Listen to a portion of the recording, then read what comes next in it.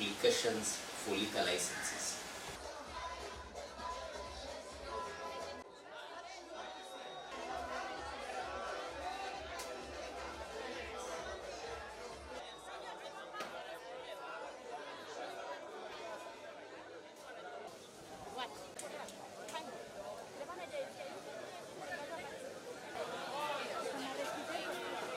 Of all different communities because of the problem of noise. The noise that starts to take place at 10:30 at night and goes on till 2:30 in the morning.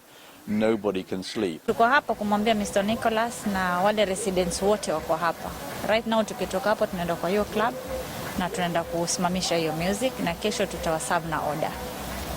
Yeah, that is the action we are taking. Na pia hii iwe ni onyo kwa wale mtu yote ambao wanatumia kipaza sauti usiku.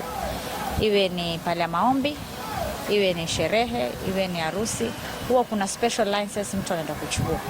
Kama hauna hiyo special license, ikifika saa 5 usiku, sauti yoyote ile ambayo inasumbua jirani haikubaliki. Issues of noise pollution have been brought to us before, but what we have done as a government at the level of the sub-county is that we have had a series of meetings with both parties.